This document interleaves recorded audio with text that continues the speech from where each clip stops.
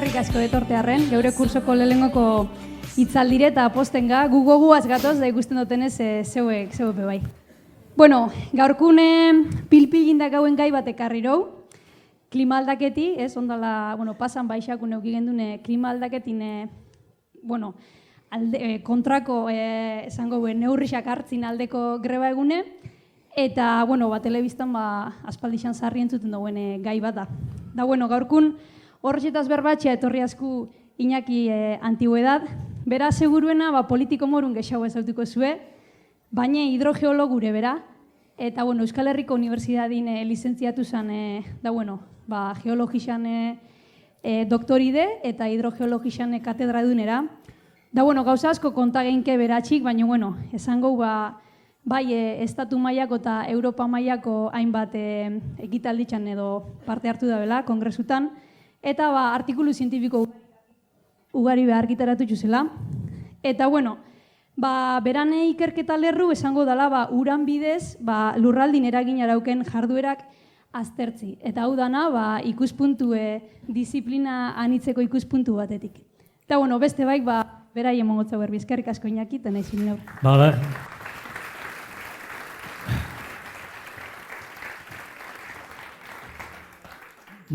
Entzuten da, ondo? Arrastion, besterik esan baino lehen, momentu batean pentsatu nagorek eman behar zuela hitzaldia eta gaia neu nintzela, baina, gauzaia bere honetara etorrita, nik egia esan hitzaldi asko, berbaldi asko eman ditut, foro askotan, baina nik uste du lehendabizikoa dela hau formato aldetik, halako taberna giro baten, eta jende holan belaunaldi desberdinetakoak, eta nik uste dut hori parkatu. Zea beti nago, ez dut apropos egin, parkatu, zin egingo nuke, eta orain ez legearen aginduz, kenduta neukala hau, baina, parkatu. Neko desastrea naiz ni...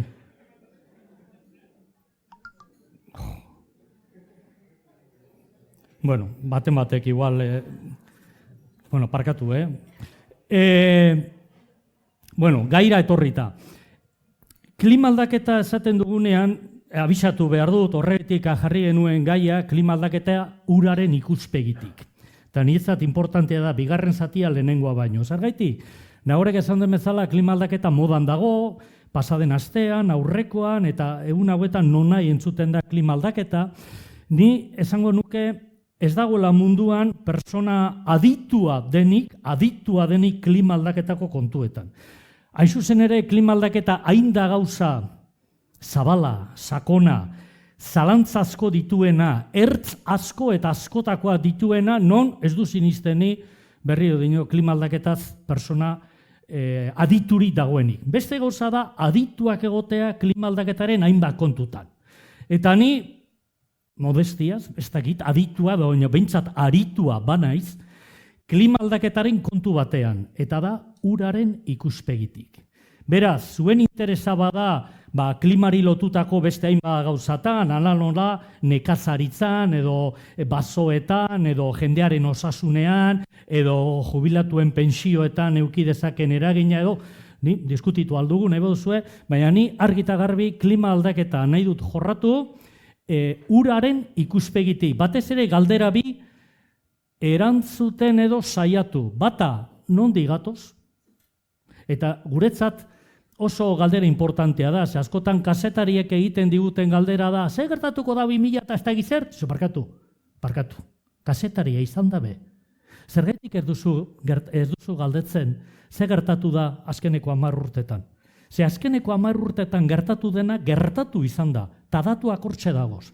Datozen 10 urtetan gauza asko esan ditzakegu, ganoraz edo ganora gabe, baina azken finean hori ez da gertatu. Horregatik guretzat oso galdera importantea da, nondik gatozen, eta hori abiapuntu hartuta saiatu, azmatzen edo aurreikusten edo guk esaten dugun moduan simulatzen zer gertatu daiteken gerora begira. Beti ere, berriz dinot, uraren kontuetan. Eta ura esatean, argitu gura dut hasieratik ere, erreketako edo ibai edo deitu gura duzun bezala, erreketako emariaz ari garela, hau da, kaudalez ari garela. Beraz, kontua izango litzateke, gure Euskal Herriko, Bizkaiko, inguruko erreketako emarietan, kaudaletan, ze gertatu da azkeneko 20, 30, 40, 60 urte. Eta bigarren galdera, zu, hemetik aurrera ze gertatuko da gure erreketan, esate baterako Artibain. Hor egin dugu ariketa bat, eta naizta hitzaldia neuk ematen dudan, baina zer esanik ez, hemen azalduko dudan horren atzean badago talde bat, hor izenak eta baduzkazue, eta hor badokazue eskerren eta eskuinean, azken finean gaur emango ditudan datu batzu behintzat, dagoz Jobe ez dakit ezagutzen duzuen, Jobe da Eusko Jaurlaritzaren ingurumen kontuetarako gizarte, sozietate publikoa, Jobe, bai? Eta orduan proiektu bat izan genuen, unibertsitate modura, orain dela 2 urte, eta orduan gure lana eta atara zen liburuzka modura, liburu potoloa, horti dagoz atara eta orain ikusiko dituzuen hainbat krokiz eta datu eta auta bestea. Eta, sartzen bazarete interneten, Jobeko zer hortan, hor daukazue. Egilur jarri genuen akroniko bezala, zerraitik egilur, eta badu zer ikusirik gaur esaten ari naizen honegaz, ze egi da egokitu, gaur egun askotan entzungo duzue, klima aldaketari buruz irratian edo esaten dena da, batzutan zuzenean erderatik, ingeles ez ere berdin, adaptatu behar garela, egokitu, eta bestea da mitigatu behar dugula, hau da, arindu, eta horregatik, ni berdin esango dut, adaptazio edo egokitu edo mitigazio eta arindu. Hortik dator egi, hori egokitu eta lurra. Eta hau ere oso importantea eta oso garbi utzi behar dut. Hemen tituluan uraren ikuspegitik esan dut, baina argi utzi behar da, eta ez diezaiogun klimari erru guztia bota, uran ze gertatzen ari den eta horretaz ari garenean erru guztia ez da klimarena, erru asko da lurrarena. Lur, ez da naia emetik dagoen edo, antxe ikusten dut. Baina, badakit orain dela hilabete batzu, berak eman zuela parrokia honetan, beronetan hitzaldi bat, lurzoruak eta lurzorua sakratutzat hartu beharko genituzke, eta ez gaur egun zoritzarrez, apenas ez dugula kasu handirik egiten edo ematen lurzoruari, ez da. Hemen esaldi bat jarri dizuet, gorri zuzenean zientziaren giltzak elkartearen webgunetik atarata, zientziaren berri duen gizartea askeago eta manipulat gaitzagoa da. Beste gauza da, honekin batera, gu beti halako gauzetaz publikoan hitz egiten dugunean, ez da berdi ikerlarien artean berbain edo jende arrunta kaletarrak interesatuak eta horren hemen nolabaiteko oreka egin behar dugu eta batzutan oreka gatza da esatea batetik. Gauzak simplifikatu egin behar ditugu jendeari ondorioak emateko, jendea emetik ataratzen denean gauza batzuk argi eta garbi eukiteko buruan. Baina oreka zein da horrekin batera ezin garela sartu benetan sakonetan nondik ataratzen ditugun guk esaten ari garen horiek. Zorretarako gauza askoz ere sakonagoetara joan behar da, eta horregatik batzutan saltu egingo dut, ez? Ura, ni lesan dut lehen, nahiz da tituluan klima aldaketa eta gu askotan aprobetsatzen dut gu klima jartzea, klima aldaketa modan dagoelako zuek parrokiara erakartzeko. Nahiz da berriro dinot, klimari botatzen zaizkion erru guztiak ez dira bakarrik klimarenak, badira ere lurrarenak. Lurzorua, lurraldearen antolamendu esaten dugun, ordenazion del territorio, horrek badauka eragin handia,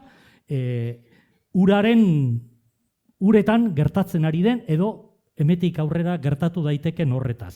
Beraz, nik bai klimaldaketaz, zerresanik ez, berba ingo du, baina lurralde antolamendua ere sartuta.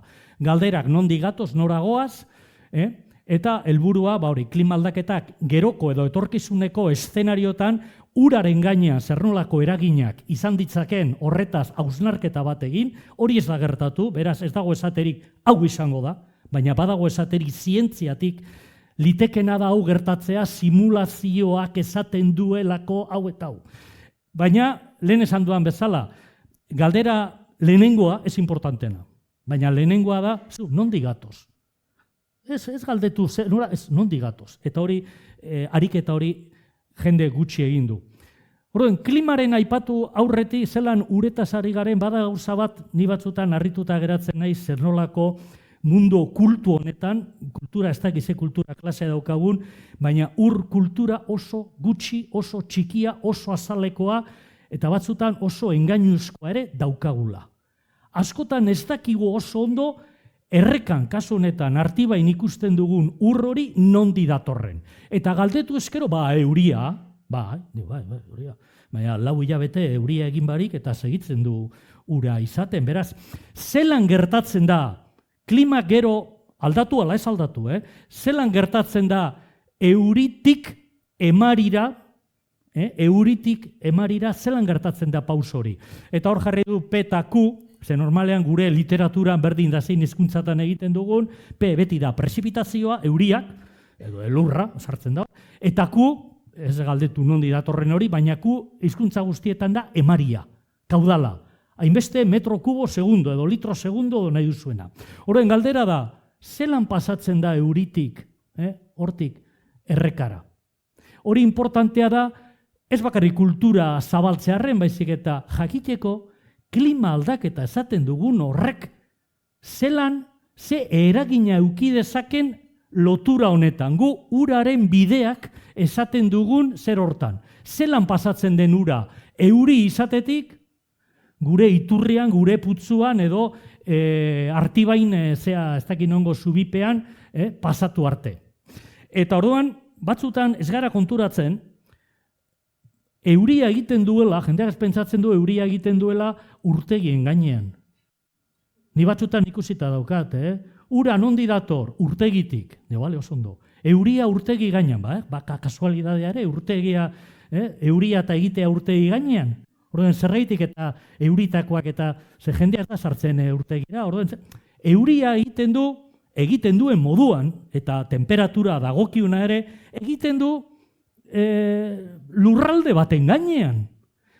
Eta arroa esaten dugu. Arroa ez dakizueko lan esaten duzuen, baina guretzat oso kontzeptu importantea da. Ibai arroa da, erderazko, la cuenca fluvial. Lea, Artibai dira ibai arroak, handia, txikiak edo. Euria egiten duenean, Artibai osoan egiten du euria, gehiago gutxiago. Eta orduan, salto baino, bide hau euritik emarira, ikusten duzuenez hor, apropos jarri ditugu hainbat galdera ikur hor, hainbat galdera ikur, ze hor zindagit berriro hor goiko zientziaren giltzak zer hori ez dudala nik ipini, eta hor tapata dago oso gauza importantea da, lehenengoa zerrenda horretan da geologia. Geologia da, hemen Le Artibain edo dauzkagu narroka, kareharriak leku batzutan, margak edo tupak edo deitu nahi duzuen bezala, dagoena, hori ezin daldatu. Baina horrek garrantzia handia dauka, euri ura zelan azkenean bihurtzen den edo ez den bihurtzen errekan emari. Erliebea, ez da berdin Arabako erliebe motela edo lehoa, edo hemen daukagun erliebe askoz be, horrek ere eragin egiten du, horregetik hemen dauzkagu arazo gehiago Araba baino uholdekin. Baina lurzoruak berriro nago, hemen hain zuzen ere, hemen irudi honetan ez duzue bate arrokarik ikusten. Bueno, hau Zelanda berria uste dudela, osea, ez da hemengoa, baina eskura ez nukan besterik eta.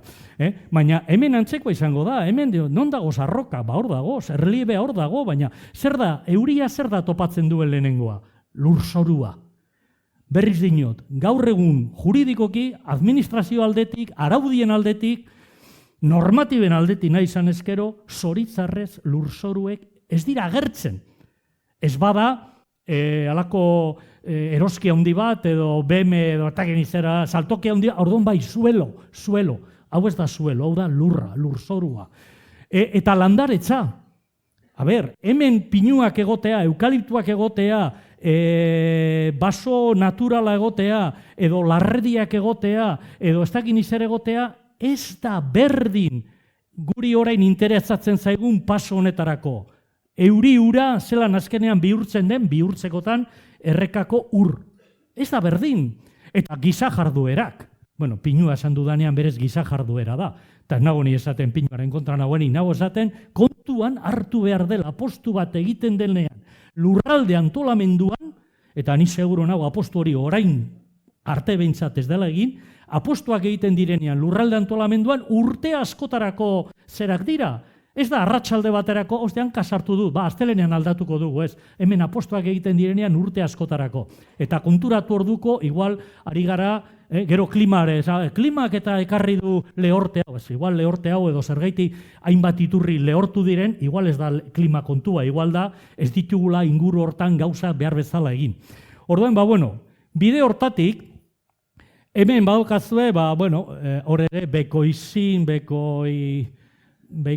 hori, nik ez dut ipini hor egonda, baina atzean agertzen da lurralde antolamendua.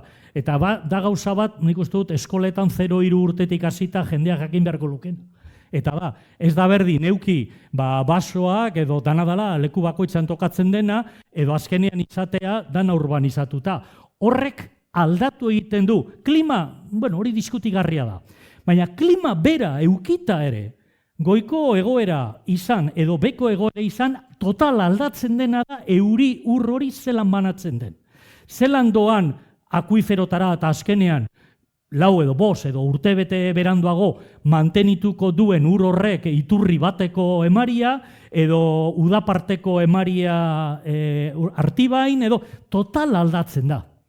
Gaur da eguna berriz dinot, gaur da eguna lurralde antolamenduan egiten diren apostuetan eta ez dela konsideratzen horrek uretan daukan eragina. Eta kontuan hartu behar da, ze klimaren gero gehitu egin behar zaio lurralde antolamenduaren aldaketari, eta azkenean izango dugu, etorriko zaiguna, ez da. Orduan, hemen gauza bat ere, kultura orokorrekoa. Hemen berdin da ze arbol, ze zuaitz, ze zuaizka edo zer belar duzuen hau. Elementua, euria egiten du, prezipitazioa, eta bada parte bat, ete, ez da ete hori pelikulana, ete guretzat ezinbesteko elementua da evapotranspirazioa. Etxean eta horturik ez badaukazu ere, eta asko izango duzue. Baina, lorontziak izango dituzu etxean. Eta ura bota behar da. Eta azkenean hor biomasa sortzen da, evapotranspirazioa sortzen da. Horren, karo, guri askotan esaten digute, klima aldaketa ze gertatuko da euriekin? Eta emariekin ze gertatuko da emariekin? Kurioso, inor galdetzen ez duena da ze gertatuko den evapotranspirazioarekin.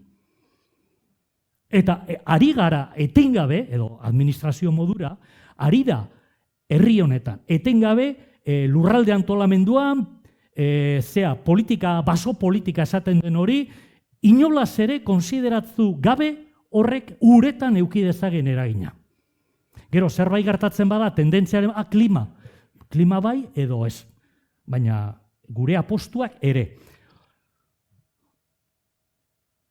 Klima aldaketa gauzabe denok entzun duzue beroketa globala. Klima aldaketa berdin beroketa globala. Temperatura igoten ari da. Eta hemen, hau ez da oso atxokoa bentsat grafikoa, baina ikusten da gorriz, zelan da ipar hemisferioko bataz besteko temperaturaren igoera, eta urdina beko hemisferiorena, eta hemen zer ataratzen da, badakigun gauza bat edo gehiago. Azkeneko 30 edo 40 urteetan edo desente ari dela igoten temperatura, beroketa globala edo global warming esaten den hori, haundiagoa dela igoera hori ipar hemisferioan egoan baino, eta hori ere, ulertzekoa da, ze kontinente eta ozeanoen banaketa ipar eta hego hemisferioan diferentea da, eta ozeanoek badaukate zerresanin franko klimaren kontua. Eta gerora begira ze gertatu daiteke. Hau da, orain artekoa hemen daukazuena beste modu batean hau da. Gu hemen gaude. Eta mende honen 2100 arte. Ze gertatuko da? Batek daki. Batek daki, Pariseko 2015ko abenduko zer famatu haiek beteko diren, ez diren beteko, nahikoak izango diren, ez diren izango, orduan hemen, eta apur bat literaturari jarraituz edo prentza noiz edo noiz entzuten badituzu edo irakurri halako albisteak, agertzen dira, orain RCP deitzen dira, ez dokat zer ikusirik Kataluniako hoiekin, RCP da ez da gizzer, concentration pathway, lehen, igual entzun da daukazue, A1, A2, B1, B2, zelan eszenarioak zer gertatu daiteken datozen hamarkadetan kontutan hartuta berotegi efektua duten gasen kopuru hori gehiago edo gutxiago emititzen dugun zerera. Orduan orain aldatu da kontzeptua, baina ideia funtzean esan dezagun bere horretan mantenitzen dela, baina, karo, gu gerora begira galdera denean, ze gertatuko da? Ez dakigu, baina, guazen modelatzen, guazen simulatzen. Horren diozu, baina, ze gertatuko da emetiko 30 urtera? Zenbat CO2 izango dugu hor? Zenbat metano izango dugu? Izango da RCP lauterdi, 8 terdi, edo lehengo hizkuntzan izango da A1, A2, B1, B2, horregatik hemen azaltzen dira, hainbat bide.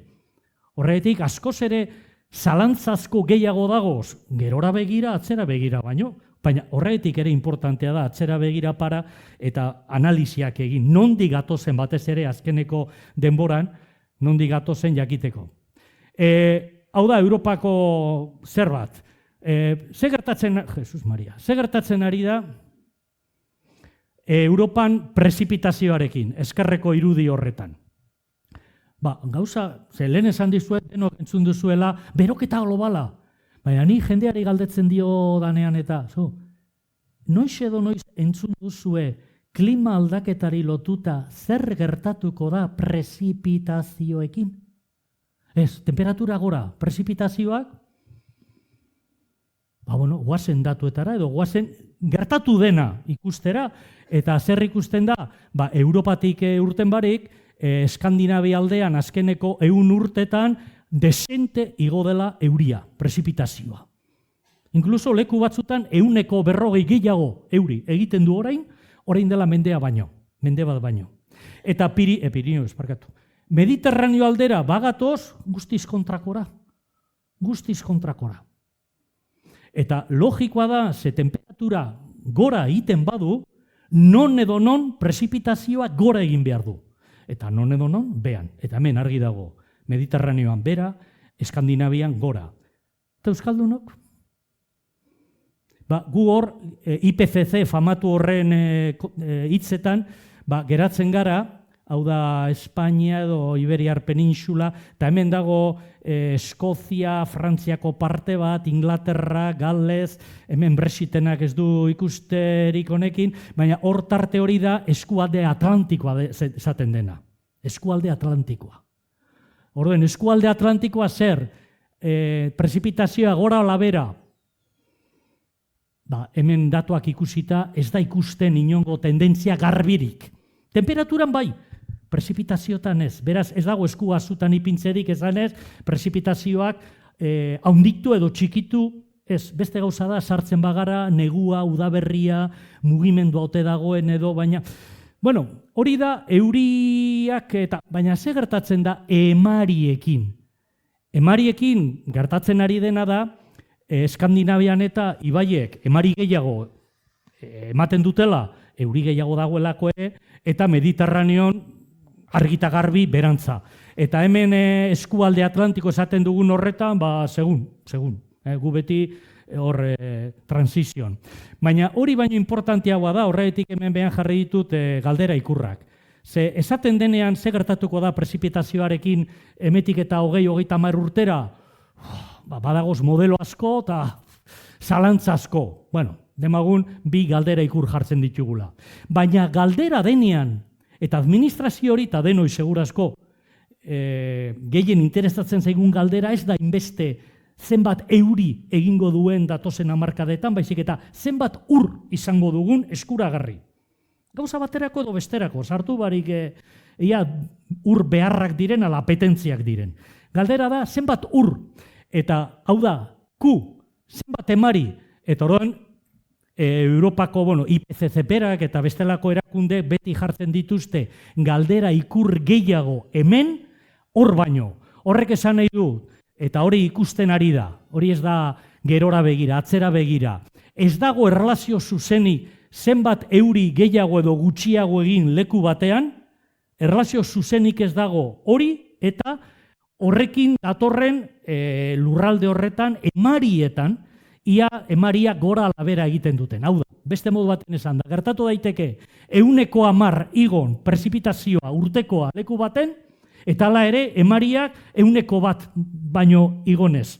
Edo inkluso bajatu, nahiz eta prezipitazioa gora egin. Zergaitik? Hasieran jarri dugun eskema horretatik. Euria egiten duelako lurralde baten gainean. Segun zelan daukagun antolatuta lurralde hori, horrek lagundu egin dezake euri eskasi demagun gutxitu egiten dela prezipitazioa. Gure modelo territorial horrek lagundu egin dezake oraindik kalteago egiten horren ondorioa edo aprobetxatu aldugu lurraldearen antolamendua kontutan hartuta evapotranspirazioa horrek daukan eragina prezipitazio eta emarien artean, aprobetxatu zernolako baso politika egiten dugun, edo larre politika egiten dugun, edo azpiegitura zemento politika egiten dugun, nolabait lurralde antolamendu politika hori baliatzeko egokitzen edo klima aldaketa berak ekar dezakena nolabait leuntzen edo malgutzen edo, eta hori da tragedia esango nuke ni, askotan administrazioa kontuan hartzen ez duena. Nik esan du lehen, guk galdera bada, Artibain, ze gertatuko da 2050ean? Esan aldugu, zer, eta esaten ari gara, beti ere zalantza askorekin. Baina kontua da, pedagogia aldetik orain. Zelan jakin dezakegu zenbat ur emango duen Leak edo Artibai datozen hamarkadetan. Horretarako erabiltzen dena da modelizazioa. Modeloak, batzuk eta sakralizatu edo jainkotu egiten dituzte modeloak, eta modeloak ez dira horretarako, baina ganoraz erabili ezkero modeloak lagundu egin dezake halako galderak erantzuten. Zer gertatu daiteke? Orduan, gu zer egiten dugu? Gu ez gara klimatologoak, hasteko. Hidrologoak, ez gara klimatologoak.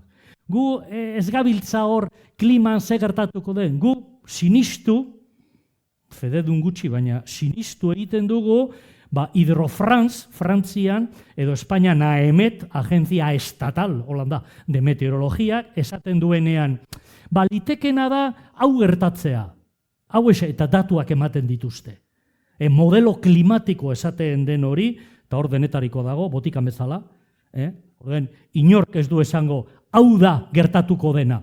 Esaten du, hemen dagoz 20 modelo, eta hartu nahi duzuna, jakinda ere, segun zein hartzen duzun, ondorioak diferenteak izan daitezkela. Baina zelan modeloak oso gauza komplikatua dira, komplexoak dira. Orduan, inorrez dauz hartzen esate, hori txarra da ez erabili. Orduan, tendentzia da, erabili ahalik eta modelo gehien, eta gero emaitzekin jokatu, baina ez bakarri modelo baten emaitzekin, baizik eta hor sartzen dira probabilitateen azterketa matematikoak eta, zer bat. Gu ez gara klimatologoa. Guk esaten dugu, zein da zuentzat konfiantzazkoa diren modeloak Euskal Herri honetarako? Honetarako ez dago besterik eta. Euskal Herrirako. Hau eze dira, bale. Eta orduan, guri eman egiten dizkigute emeti 2100 urtera arte eguneroko datuak. Prezipitazioa, temperatura, haize abiadura, lainoen ez dakizer, ezetasun absolutua, datu horiek modeloek ematen dituzte. Eta zue begiratu alduzue, nireguna da, otsailaren 29. Bale, modeloa dino egun horretan ez dela euririk izango ondarrun, baina beste modelo horrek esaten du kristolak jauziko dela. Eta zelan dago modeloa dira. Modeloak. Horren, gu ez gara horretan sartzen, gu dio, zein da, eta zein da gure partea? Gure partea da modelo hidrologikoak esaten direna. Eta ez nahi sartzen, baina pedagogia aldetik zue jakiteko zelan ataratzen diren gero gauzak. Guk lan egiten dugu modeloekin. Gure modelo arro, ibai arro modelo, hoi dira modelo hidrologiko esaten ditugunak. Eta orduan, claro, modelo batek kontua da, zenbat urratarako da arrotik, errekatik, zenbat urratarako da hemengo, Artibai ibai arrotik. Bueno, zenbat euri jauziko da? Bueno, modeloek esaten duten hori, eta oso diferente, bale, gutanak erabiliko ditugu datuak. Horren, guk egin behar duguna geure modeloekin da, hainbeste euri jauziko da, kontutan hartuta ze temperaturak egongo diren, ze haize abiadura egongo den, zer ez daki zer eta hasten gara modeloan, hasten da esaten, pinua dagoelekuan hainbeste evapotranspiratuko da, eta geratuko dena hori da dabilen ura. Bai lurgainetik, bai lurpetik. Baina larrea dagoen lekuan, portzentajeak aldatu egiten dira. Eta zementua dagoen lekuan aldatu, eta orduan kristo bada, modeloa kristoa dira. Horregatik, denbora asko, egon behar da modeloen atzean, ganor asko zerbait, sinesgarri izan daiteken zerbait ataratzeko. Eta hori, nik ez doka pazientziari, baina taldeko neske badaukate pazientzia hori, eta denbora egin dute horretan. Eta orduan guk, modeloetatik zer ataratzen dugu. Emariak, ze hori da galdera, zenbat metro kubo segundo, egunero, urtero, nahi duguna. Emariak. Baina, karo, modeloek ematen dituena dira, emari simulatuak. Eta zu dinozu, ze irizpide erabiliko du ni, ze kriterio jakiteko modelo batek Artibairako ematen didan urte bateko eguneroko emari, batazbesteko emari hori eguneko datuak, jakiteko ia horrek ganora duen ala ez. Orduan, eta ez da trampa, logika batean diozu. Pentsatzen hasita baino lehen, modeloa zer dinoen datozen urtetarako egin dezagun ariketa bat askoz ere simpleakoa dena. Badakigu azkeneko 10, 20, 30 urtetan, badakigu zer euri egin duen, ez dugu ezer asmatu beharri, badakigu datuak hortxe dagoz, eta badakigu, hain zuzen ere, Artibain badirelako aforo estazioak, hau da, lekuak non, diputazioak, emariak neurtzen dituen, gu badozkagu serioiek. Horre, lehenengoa, aurrera begira baino da, esan zu, pasaden urtean, zenbat euri egon den, egunero, hause, ze temperatura, ze hau, ze bestea, informazio meteorologiko guztia. Zenbat emari atara da zeretik eta. Horren, gure modelo hori, modelo hidrologikoa, gai espada, gertatu dena ganoraz eta ondo simulatzeko, zelan demontre ingo digo kaso, modelo horrek gerora begira esaten digun hortarako. Edo esaten digun horri, zelan kaso egin. Horren, modeloak beti erabili behar dira, atzera begira, eta erraminta bat, modeloak erraminta dira azken fina, lanabeza, tresnak. Tresna bat daukagunean esaten zu. Ni modelatu egin dut Lea edo Artibai edo Ibaizabal edo berdineza, Bidasoa, azkeneko 20 urtetan, eta modeloak ematen dituen emari simulatu horiek, oso bat datoz benetan gertatu direnekin. Horrek esan nahi du nire modeloa, azkarra dela, koherentia dela, ona dela. Horren, hori, ona bada, orduan erabili dezaket ni modelo hori gerora begira, eta orduan hor, modelo horretan ni sartuko ditut Meteo France edo Espainiako AEMETek esaten dizkidan datu klimatikoak, eta horren modeloak emango dizkit gerora begira emariak. Bueno, orduan, oso importantea da, eta bada hemen jarri dizuet zer bat, hau da Bizkaiko aforo estazioen mapa. Zuek ez dakizuen edo, baina Artibain badagoz, Jesus Maria, badagoz behintzat leku bi. Bata da hemen azkenean, emeti gertu hor dago aforo estazio bat, eta hemen iruzubietan badago Zikautxo ondoan edo hango dago Zikautzoko, zer bat, Markina pasata eta iruzubietan, antxe dago beste aforo estazio bat. Horren hor, batez ere iruzubietan beste askoz ere modernoagoa da, baina hor igual badira 20 urteko datuak, 25 urteko datuak. Eta horiek dira guk baliatu ditugun datuak lehenengo galdera horri erantzuteko. Nondik gatozen? Hor dagoz datuak. Aztertu ditzagun. Orduan, hain batean, hau da lehen esan dudana, ikerketa ere, gorriz dagoena da, IPCC-en arabera, eskualde Atlantikoa, guk informazio estudio asko edo, asko ere ez dago, baina dagoena bildu dugu, gure lana egin aurretik eta zer topatu genuen, eskualde Atlantiko iparraldean, hau da, Eskozia eta hemen Dinamarka zati baten eta zer ikusten ari da? Emariak udan gutxituz doazela. Gero eta emari gutxiago dagoela uda partean erreketan. Eta neguan emaria gora. Ematen du normala dela emaria behera etortzea, baina emaria gora neguan. Baina Frantzia aldean ere kostan, berdin ikusten dugu, eta ja Iberiar peninsulara sartuta argi eta garbi estudio guztietan gurean ere. Emaria behera dator udan, emaria behera dator udazkenean eta udaberrian ere, eta neguan leku batzutan behera egiten du, beste leku batzutan gora. Hori gure lana egin aurretik, apur bat abia puntu modura.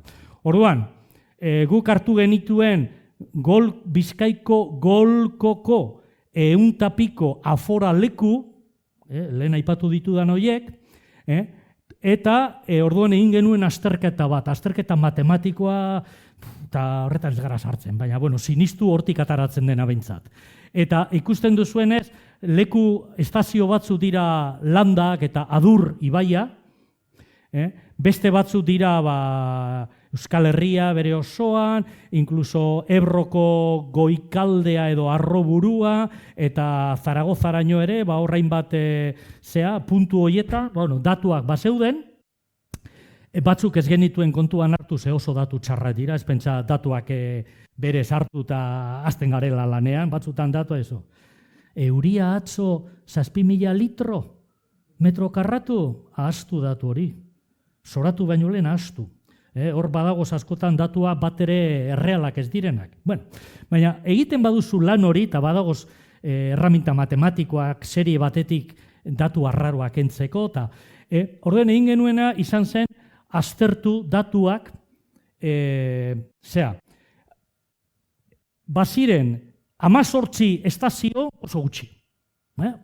Badago gehiagorik, 18 hauetatik, 18 non 60 urte serieak baziren datuak, eguneroko emariarekin.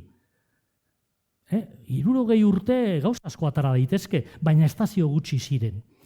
Eta, eta 60 hartu ordez hartzen badugu 40, orduen, karo, estazio gehiago daude, 43. 43 hartzen dugu 40 urte, hau da, 75-etik 2015-era, hori dira 40 urte, eta, karo, hartzen baditugu azkeneko 20 urteak, 85-etik 2015-era, dauzkagu 117, 117 da hemen dauden guztiak. Horren, informazio territorialean informazio gehiago daukagu. Zein da arazoa 20 urte klima aldaketaren eraginaz ari garela, 20 urte da gauza bat, ez pentsa, baina ezin duguna da, ez badaukagu gehiago hori, Orduan, hemen egin genuen lan matematiko bat, jarraitu genuen, inork ez dezala pentsa, badazpada, zatea, zuk hartzen duzu 20 urteko datuak, pentsatu direla 365 datu urtean, ze jokatzen dugu eguneroko batazbesteko emariarekin, hori da diputazioak, edo jaurlaritza, segun estazioa, ematen digun datua. Eta batek esan, hori sartzen duzu Excel baten, jartzen duzu tendentzia, eta esango du gorantza, berantza edo zer.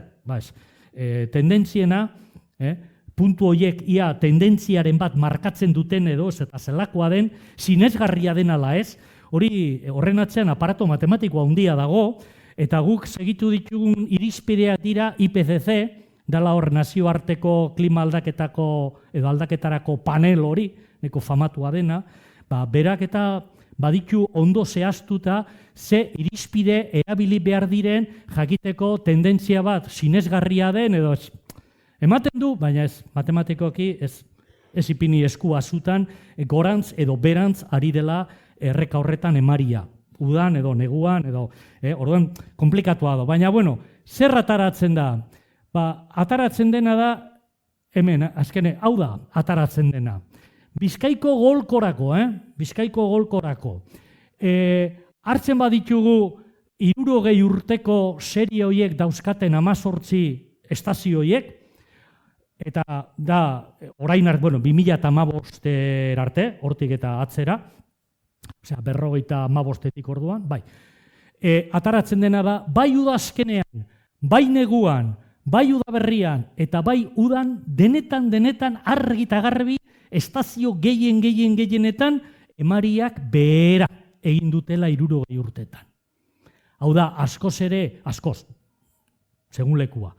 Baina orain emari gutxiago dagoela Bizkaiko golkoko ibai eta erreketan udazkenean, orain dela 60 urte baino. Behera egin duela. Parte importantena klima da. Baina leku batzutan egon daitezke lekuan lekuko arazoak. Eta ni lehen esan dudanean lurralde antolamenduaren garrantzia, pentsatu klima, aldatu ala ez aldatu klimak nahiko modu homogenoan hartzen duela lurralde bat. Baina gero, lurralde horretan zernolako lurralde antolamendua egiten den, hori parrokiatik parrokiara doa. Igual Gipuzkoako diputazioak egiten duen apostua eta Bizkaikoa, edo Nafarroko gobernuak, edo iparraldeko ez dakit zeinek eta diferentea da. Orduan, ikusten duzunean, espazio zabal batean, aforo estazio gehienek ematen dutela hau ezin dira gauza lokalen bidez azaldu. Egon behar da gauza orokor bat, klima aldaketari lotuta. Orduan, azkeneko 60 urtetan argi eta garbi behera etorri da. Ura, batez ere Ebro partean. Bizkaiko golkoan Ebro partean. Azkeneko 40 urtetan datu gehiago dauzkagu, estazio gehiago, eta udaberrian eta udan argi eta garbi mantenitzen da beranzko zer hori. Eta neguan eta udazkenean ere, baina hemen ja gorri ez dugu ipini, horizka ipini dugu, hemen ja udazkenean eta neguan ja estazio batzuetan ez da argi, estatistikoki, gertatzen ari deni jaitsiera hori. Bestetan, gorria ikusten duzuenean da, estazio gehienetan berantza. Eta ze gertatzen da azkeneko 20 urtetan. Estazio asko dauzkagu, 100 piko. Baina 20 urte gutxi da, erreka batek eta gogoratzeko bere gainean gertatu den guztia. Orduan, ze gertatzen da? Udan, ikusi kolorez, udazkenean, argi eta garbi, eta zuen eskua zutan jartzen dut, udazkenean, azkeneko 20 urtetan ere, emariak beherantza doazela. Euskal Herri osoan, Bizkaiko golko osoan, beherantza datozela. Eta zer gertatzen da udan?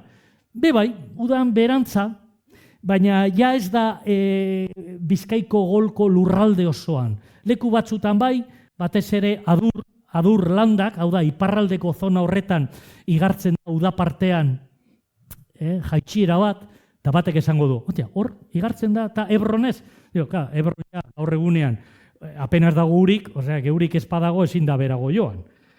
Baina normalean landak, adur, inguru hori, iparralde baino gehiago da hori, apur bat arraroa bada, baina argi eta garbi ikusten da gutxituta. Zein da sorpresa?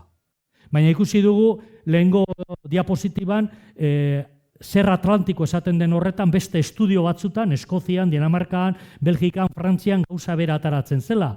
Negu partean emariak bera ezik eta gora.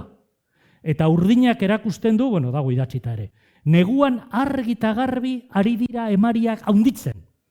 Hori zuek egunero hemengo zubizarrean paratuta ez duzu hori garriko.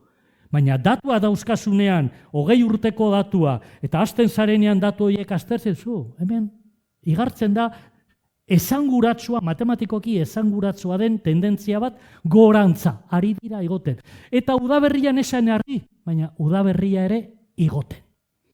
Horren, gu onaino behintzat heldu ginen galdera horretan. Nondik gatoz? Azken urteetan haunditzen ari dira emariak. Neguan, batez ere, eta udaberria. Neko modu orokortuan edo Bizkaiko golkoan. Eta hori zela lotzen da klima aldaketarekin. Hori ja ez ginen sartu parte horretan. Sartu beharko da, zer esanik ez, baina ez dira arratzalde bateko kontuak. Baina gauza bat argi dago, zergaitik uste duzuen neguan, emari gehiago dagoela erreketan lehen baino. Segurazko da, elur gutxiago egiten duelako. Hau da, elur asko egiten zuenean neguan eta udaberrian, non igartzen zen elur urtze horren emarietan. Hau da, apirilean edo batez ere ja udaren hasieran. Hemen pentsatu negua dela urtarrila otsaila martxoa, udaberria da apirila maiatza ekaina, hemen uztaila abuztua iraila. Pirineotik gertu, elur urtzearen inpaktu hori emarietan batez ere alde honetan igartzen da. Oain, ezpada edo gutxiago jausten bada elur modura eta gehiago euri modura, zuzenean ikusten duzu horren eragina ibaietan. Eta hori da beste leku batzutan mintzat eman duten arrazoia justifikatzeko zergaitik neguan gehiago eta udaberrian ez hainbeste, baina batez ere udaberriaren hasieran zergaitik ari diren handitzen emariak. Eta orain galdera da, hau gertatu bada azkeneko 2 urteetan, gerora begira holan izango da? Hau da, datozen 60 urtetan ikusiko dugu hau urdinez, handitzen, edo da, 25, 30 urteko tarte bat, eta gero hasiko gara berriro gorriz. Bueno, hori iragarkiak eta gero saiatuko naiz bigarren parte hori erantzuten, norantzagoa zen, askoz betxikiagoa da, zelan ez dakigu norantzagoa zen, dana da simulatuta. Bueno, ezagutzen du neure burua, gero orduan esan diate, ez da, 3 orduko tarte bat egingo dugula, eta gero segituko dudala bigarren zatiarekin. Bueno, ja aurrera egiteko eta hau harinago, ja laster gabona datoz, eta, bueno, hemen, bigarren galdera norantzagoaz, gauza bat oso importante da, lehen esan du, baina errepikatu behar da. Inork ez daki, zen emari egongo den lehan, artibain edo, iraganean bai, baina gerora begira ez. Horregatik lehen, proba luzatu naiz esan ez, zelan egiten dugungu simulazio hori. Modeloak eta, modelo, saiatzen gara, modelo egokiak erabiltzen, esateko, zenbat emango duen ibai honek edo ibai arro honek, emetik eta 2100 edo urte arte. Bueno, orduan hemen, bigarren galdera honi erantzuteko, lehen esandako proiektu honetan, Ioberekin egin genuen hartan, saiatu ginen, gauza bat, lehen esan dudanean Bizkaiko golkoan 117 estazio eta hartu genituela, eta denbora asko eman da hor datuak, ez pentsa interneten sartuta datuak hortxe daudela. Eskatu behar da, eta batzutan saia baino saiagoa da, eta lortu genuen. Eta orain badukagu proiektu bat, baina orain daturik ez daukagulan esateko moduan, eta ari gara antzeko parezido egiten, baina Pirineo osoan. Orduan horrek esan nahi du, datorren urtean edo, inbitatzen banaute, igual bai esango du, baina ja Pirineo osoak, Mediterraneotik, Kantauriraino, Kataluniako Republikatik, Euskaldun Republikara, ordan hartuta, ez? Baina, ari gara horretan, baina, momentuz ez daukagu datu lan erakusteko datu askorik. Norantzagoaz. Horren, guk hemen egin genuen ariketa bat. Hartu genituen 4 arro, 4 kuenka txiki, bata Aizola dago emetik gertu, Ermuan, hain zuzen ere Aizolan dago urtegi bat, eta urtegi horretatik hartzen du ura Eibarrek eta Ermuak. Orduan hor, beti ere 4 leku horietan badagoz aforo estazioa, beraz datuak badagoz, azkeneko 20, 25, 30 urtetan.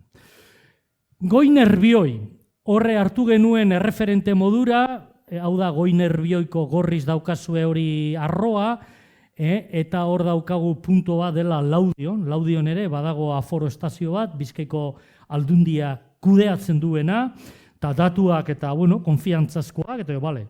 Segu gogoratu lehen esan dakoa, gu hemen modeloak aplikatzen ditugu. Modelo arraroak. Eta modeloek emari datuak ematen dituzte. Baina, karo, zuk ez badakizu, edo ez badaukazu zerekin konparatu, zelan jakin ematen dagoen datu hori, datu seri hori, sinesgarria denala ez. Hemen ez da fededun kontua, hemen da zorroztasuna. Horregatik lehen, esan dut, gu modeloak erabiltzen ditugu lehen, jakiteko ia onak diren, aplikatu atzera, ze badakigu ze prezipitazio, ze temperatura, badakigu klima nolako izan den, eta gainean baldin eta badauzkagu emari datuak, modeloa ez badagai esateko guri gertatu dena, zelan demontre erabiliko dugu, esateko ze gertatuko den. Baina leku hauetan, eta beste batzutan ere, modeloak eta kalibratu egin genituen. Kalibratu esan nahi du, egin genuela operazio hori, ariketa hori, eta esan zu, modelo hauek kapaz dira gertatu dena ondo adierazteko, ondo simulatzeko. Beraz, baldintza honean gauz, gerora begira ere aplikatzeko aldatzen dena da klima aldatu ingo dela, eta horregatik, edo AEMET, edo Hidrofrance, hartu ditzagun datuak eta sartu eta ber modeloa zer ematen digun. Ze, argi dago, gerora begira ez daukagula zerekin konparatu. Orduan, Otxandion, justo Urkiola ezagutzen baduzu, Urkiolatik Otxandiora, hori dana da basoa, ez pinua, basoa, ez plantazioa. Eta hor badago, Iberdrola badauka aspaldiko partez zer estazio bat. Eta, datuak eta eman egin zizkigun, eta Audikana da hemen Arabako Lautadan, Otxandio eta Audikana biak daude Zadorrako arroan. Eta bai Otxandio, bai Audikana dira Iberdrolako aforo estazioak, aspaldiko datuak eta dauzkatena zergaitik, bi erreka horiek, Otxandiotik Urkiolati datorrena eta Audikanati datorrena, hortik, horiek eta sartzen dira Zadorrako urtegietan. Orduan, jakina, beti izan du interesa Iberdrolak, zenbat ari den sartzen, kontrolatzen. Hori dela, urte asko. Orduan, azaleraz ikusten duzue, batzuk Aizola, ez da, 5 kilometro karratura heltzen, Goi Nerbioi, 100 Otxandio 26 parkatu, Audikana 82. Orduan, dira, lau arro, tamainaz diferenteak, prezipitazioz diferenteak, Otxandion gutxi gorabera batazbesteko prezipitazioa urtean 1500, baina Audikana 600 ez da iristen, eta distantzia, Otxandiotik Audikanara badira 20 kilometro gutxiago, baina bata dago ja Arabako Lautadan sartuta eta bestea justo Banalerroan, Kantauri aldea eta Mediterraneo aldea, Urkiolan. Ibili basarian noiz edo noiz Antonio egunean bueltaka harriari, segurazko euritan egongo zen egun hartan. Baina guretzat importantea zen ez bakarri datu asko geneuzkalako atzera begira baizik eta tamaina oso diferentea izateaz gain, oso diferentea zen ere lurraren okupazioa. Audikanan gehien bat da zereala. Handi pasatzen bazarete, Altsazurako bidean, da zereala. Baina egiten baduzue bidea Otxandiotik Urkiolara, dana da basoa. Aizolan gehiena da pinua. Gaztea, pinua gehiena. Eta Goi Nerbioi dela Delika inguru hori, hor dago basoa, baina dago, eta Bizkaian oso leku gutxitan dago hainbeste, baina hor Nerbioiko hegoaldean, dago larredi asko. Horren, guretzat importantea zen hori. Leku batean daukagu larredi asko. Beste batzutan baso asko. Beste batzutan pinu asko, eta beste batean Audikanan zereala.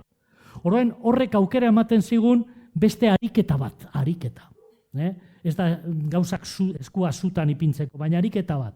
Eta da esatea, eta zer gertatuko zen hemen Artibai arroan, datozen hamarkadetan, temperatura altuagoak, prezipitazioa, demagun ez dela asko aldatzen. Baina, ze gertatuko zen, daukagun, takiz zenbat eunekotan asko izango da pinua, ez dakit zenbat izango den baso naturala edo, zenbat izango den larre, zereal gutxi, suposatzen dut, baina zer izango zen dana zereal jartzen badugu. Edo dana baso, edo dana larre, ikusteko ariketa horretan zein den lurraldearen antolamenduak, lurraren okupazioak, eta hori gure erabakiak dira. Ze klima aldatzea, gure erabakiak ere badira, zer esanik ez, baina denboran desfasatua. Guk ezin dugu datorren urtean edo hemetik 10 urtera etorriko dena, naizta gaur derrepenteat denok ekologiko bihurtu eta sinistu hasteko 2015ko abenduko Pariseko itunean esaten zena, hainbat urtetan ez da aldaketa gertatuko, naizta bi arrasi denos formal. Ze badagor, klimasari garenean, ozeanoak eta kontinenteak, hamarkada gutxitako desfasea, irabakia enoz hartu, eta noiz horren ondorioa ikusi.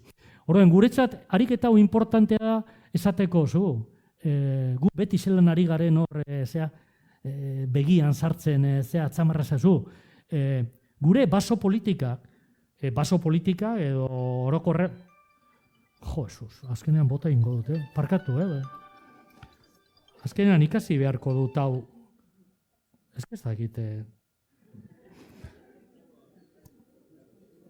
Ez da broma, ni zindagit jarri dudala, abizena ez pentsa datorrela, badago hor ere. Joder, hosti, puta. Ez, erosi nuen promesa egin nuelako, eta gero egia da, ez dakite, zozer ez nago ondo egiten, baina ez dago aurretik pentsatuta. Orduan, esaten ari nintzen, gu askotan Jaurlaritzaren aurrean eta beti gagoz esaten ze garrantzia daukan lurraldea ondo antolatzea. Eta parentesi bat egin da, lehen nagorek esan du egun hauetan, hori begibistakoa da, askotan prentsa hartzen duzu, eta klima aldaketa gora, klima aldaketa bera, edo manifestazioak, edo New Yorken, Nueva Yorken eta ondela bilera eta ez da gizer, nik igual iritzi artikulo modura.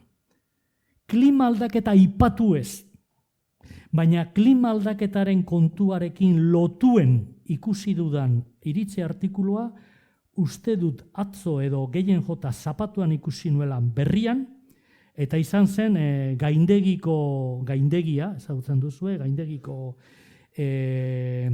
koordinatzaileak edo, esnaola uste dela, hitz egiten zuen, Euskal Herriko herrialde edo lurralde askotan gertatzen ari den despopulazioaz. Nafarroako Pirineoan, aipatzen zuen Bizkaiko hainbat ezagiter, zelan ari den gertatzen, jendea eta azkenean, zerbitzu gutxi edo arrazoi bat edo bestea, eta hirieak gero eta handiagoak, eta hor geratzen ari dela, eta ez da. Horrek izugarrizko eragina dauka, esate baterako, pinu kudeaketan. Ni izpastarren bizena, eta ikusten nago jendea, hemen jende gaztea sartzea, orduan lehen garbitu egiten ziren basoak, oain dana dago, eta ez da, eta ematen du horrek ez daukala klima aldaketarekin zerrikusirik, baina lupa jarriko bagenu, badauka, batez ere uraren bidez. Horregatik lehen hasieratik esan du, urarena galdera bada, zer izango dugu gerora begira, zu. Ez gaitezen bakarri para klimari begira. Paratu gaitezen bebai, eta hori gure eskuan dago, hori Eusko Jaurlaritza, Diputazioak, Udala, dana dela, bakoitza bere eskumenekin, zerlan egiten dugun lurraldearen antolamendua, batez ere baso politika, edo politikak eta, baina kontuan hartuta egiten ditugun apostue zer nolako eragina izan dezaketen uretan. Ez da din gertatu, eta nik uste gertatzen ari dela neurri batean, gero klimak bere ondorioak dakartzanean, gure erabakiek ondorioak dakartzenean bat egin, eta egoera kalteagoa dela izan beharko litzatekena baino. Hau da, zelan baliatu lurralde antolamendua, nolabait adaptazio horretan, klima berez ekarriko dituen aldaketa horien aurrean, nolabait pareta modura edo erresilientzia derrepentean paratu da, ez da egiten zuen dago kasuen, ni egonez 3 urte ikasteko hitz hori, eta ez dakit seguro ondo esaten dudan, oseak hau konpontzeko beste 3 urte beharko dut.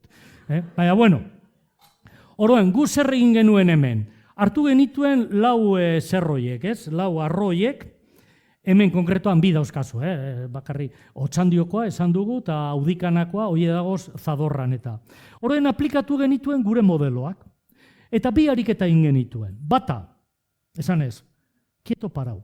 Badakigu horretik hemen daukazue, hau da Zadorrako zerrosoa, hau da Otxandiokoa, txikia, eta hau da Audikanakoa, eta hau da Gasteiz, eta hau da Altsasurako rekorridorea, eta bueno, hemen daukagu bat, eta hemen beste bat. Eta orduen guk modeloak eskatzen duelako alabearrez, modeloa ona bada, lehen esan dugun bezala, lehenengo argazki hortan, Zelanda berriko argazkia eta jarri dudala, esan dut, eta patuta zegoen, geologia importantea da, erliebea importantea da, baietz, baina zer nolako lurzoruak dauzkagun importantea da, euri egiten duenean topatzen duen lehenengoa, igual herri baten zementu gainean, igual da jubilatu baten txapela. Baina hortik kanpo da lurzorua, eta segun zer lurzoru daukagun, urak erabakiko du. Geratu, eta handi gutxi evapotranspiratu, edo errekara joan zuzenean, eta gero uholdeak ekarri, edo sartu, eta 4 hilabete beranduago zuen etxe ondoko iturrian atara. Eta zuek edo zuen behiek baliatu. Orduan, importantea da, modeloetan, informazio hori gaur egun, gisak eta lako gauzak erabilita, Euskadi gure kasuan, hor dauzkagu lurre erabilerak, hemen dauzkagu lurzoru motak, bueno, hor dago informazio hori, zergaitik ez baliatu. Eta erliebea, bueno, han maldak dauzkazue, bale, hau dana da informazioa modeloan sartzen dena. Eta 2 ariketa egin genituen hemen, bata, esan, ahaztu dezagun lurralde antolamendua. Gaur dagoena, utzi dezagun dagoen bezala. Oso diferentea da baten, eta utzi dezagun. Bakarri egingo duguna da, AMT-ek eta esaten dizkigun edo ematen dizkigun proiektzio klimatikoak hoiek sartu gure modeloan eta ondorioztatu zer nolako emariak atarako diren horti bakarri klima aldatuta. Hau da, input hori aldatuta. Ez goaz aldatzen lurralde antolamendua. Mantenitu egiten dugu emetik eta mendearen azkerenaino gaur dagoen hori. Eta proportzioan, azaleraz, bakarri aldatzen duguna da, temperatura gora ingo duela, eta prezipitazioa tokatzen dena segun modeloa zer dinuen. Bale. Eta hori da egin genuen lehenengo zera. Eta orduan hemen labur esan da, hemen esaten da. Gogoratu Otxandiok 36 kilometro karratu, euri desente, zue badakizue ondarrun zein da gutxi gora bera bataz besteko urteko emaria milimetrotan. Badakizue bitcoin batek zenbat yen diren, seguro baietz. Edu jakingo du, ez? Zientziaren giltza daukazuenok eta hemen suposatzen dut izango dela 1400, bataz besteko urte asko hartuta, 1400, hor. Bueno, Otxandio, 1500, bueno, hori da datuek esaten dutena. Baina Audikana lehen esan dut, 600 baino gutxiago. Temperatura gutxi gora bera, bueno, 10 grado, 12 bataz beste. Eta gero lurre erabilera, basoa eta hemen zereala. Bale. Zer ataratzen da, hori aldatu gabe, bakarri klima aldatuta. Hemen daukazue 3 horizonte. Simulatu duguna, 2030, hori laster dago, 2060 eta 2080. Eta hemen dauzkazue, kolorea, daukazue, ze gertatuko da udazkenean, neguan, udaberrian, udan, eta uda urtekoa, batez beste urtekoa. Eta koloreak, hemen ez beldurtu, baina kolore hauek adierazten dutena da lehen esandakoa, guk AEMET, gure kasuan, AEMET-ti, datuak eskatzen dizkiogunean, ez digu ematen modelo bat, baizik eta, hainbeste modelo, zuk hartu, bale, danak. Horregatik guk erabili genituen 16 modelo diferente.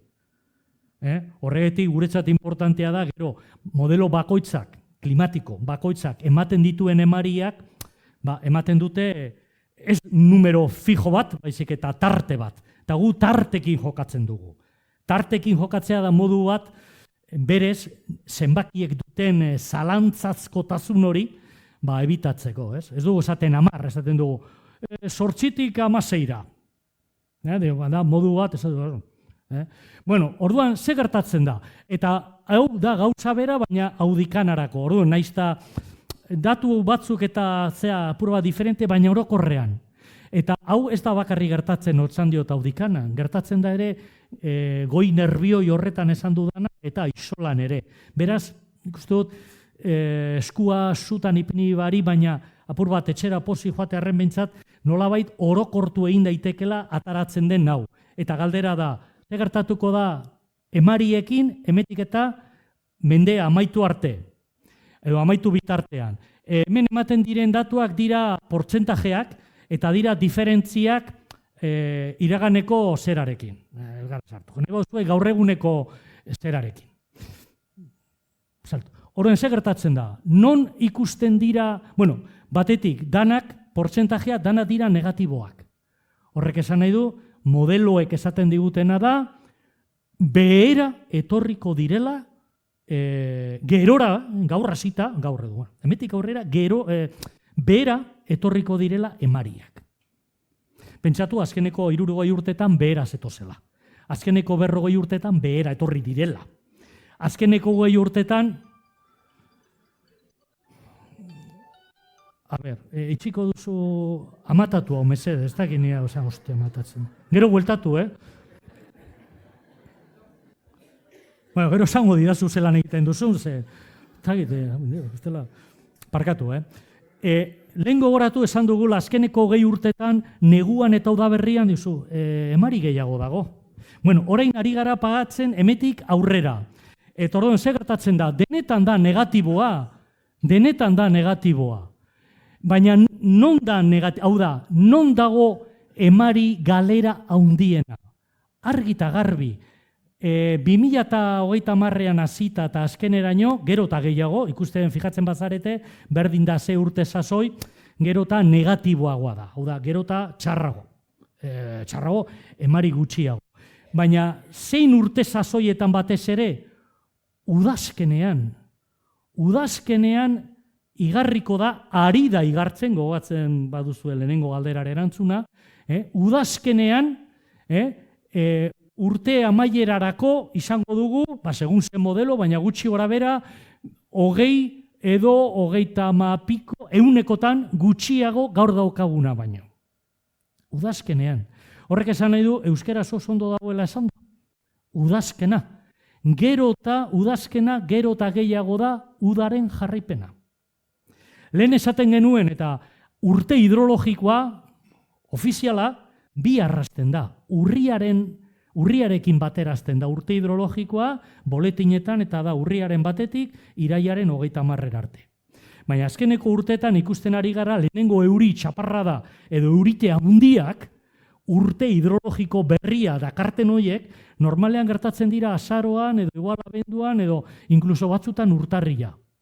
Orduan, datuek adierazten dutena da, udazkena gero eta lehorragoak datozela emarietan. Udak, da azkena, hau da, udak ere argita garbi berantza datoz. Udaberria berantza hor ere, gehiago, segun modelo eta lekua, baina esageratuena da udazkena. Eta hori grabea da, grabea dana da. Ze gugatik gertatzen ari da. Baina esan nahi dut, administrazio modura argita garbi jakin beharko genuke.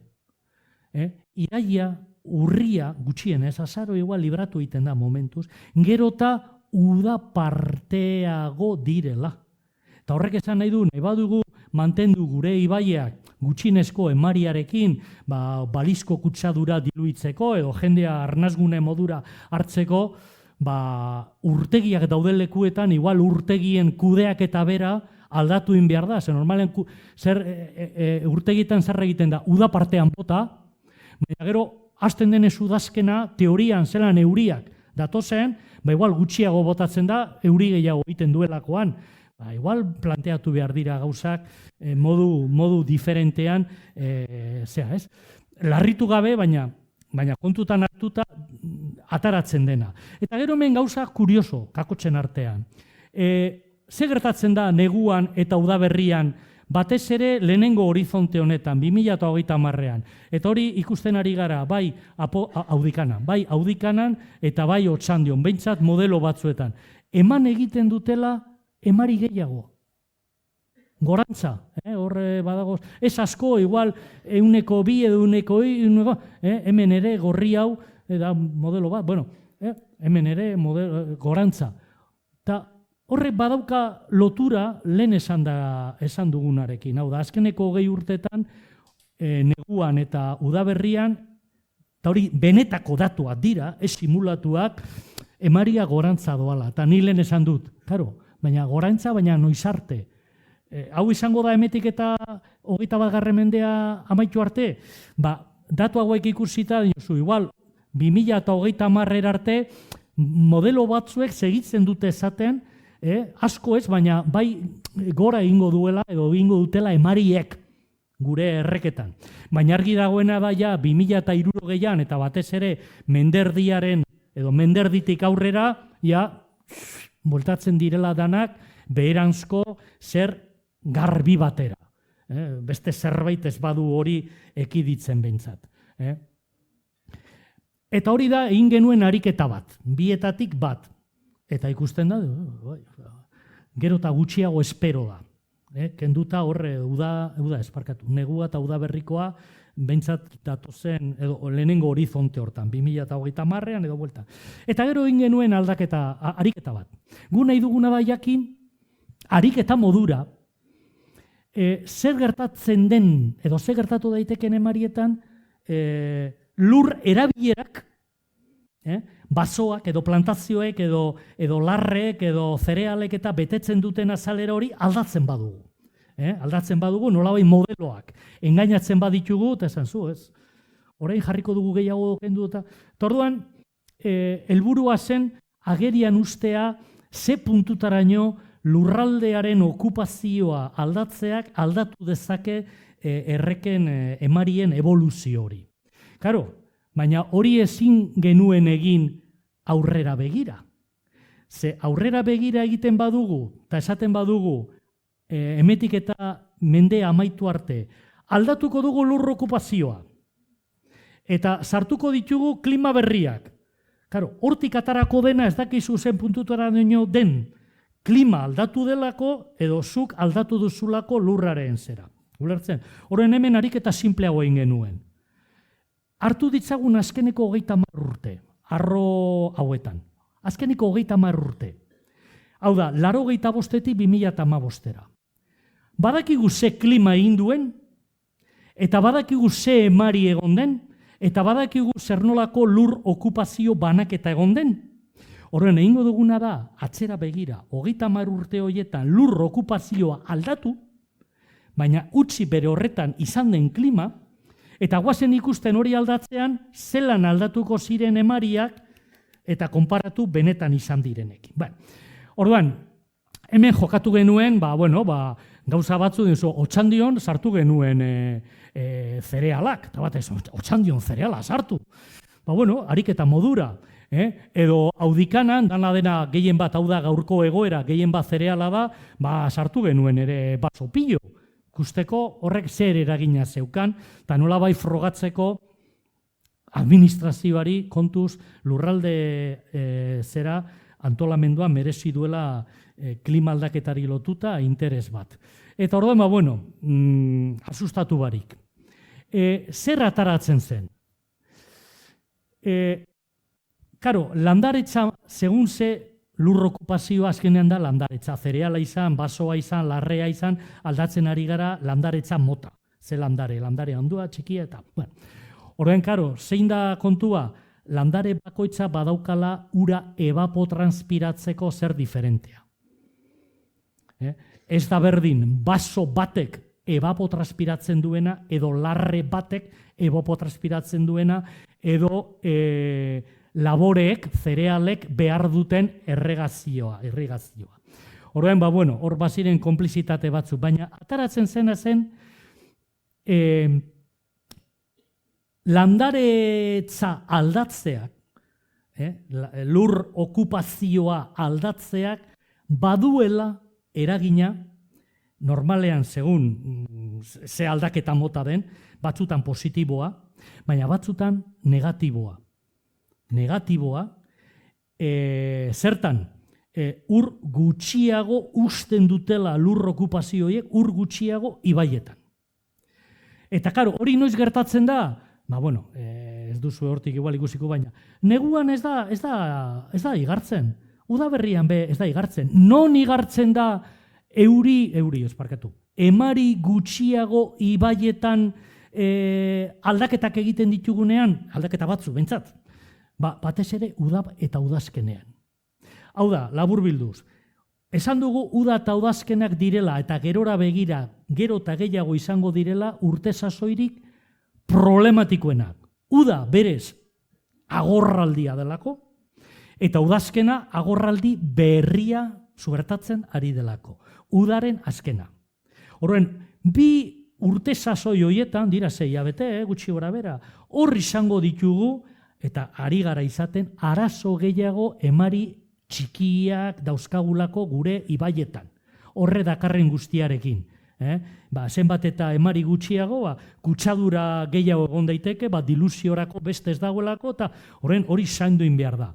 Horren, kontua da, gu geure arroan, segun ze landaretza mota eta zelan jokatzen dugun, eta hori landaretza mota ez da aldatzen egun batetik bestera, da apostuak eta epe motz baino ertainean horren ondorioak ikusteko.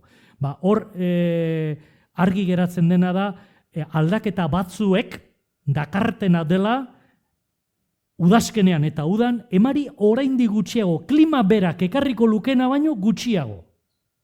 Orduan duzu, hori ere gure baso politikan kontuan hartu beharko da.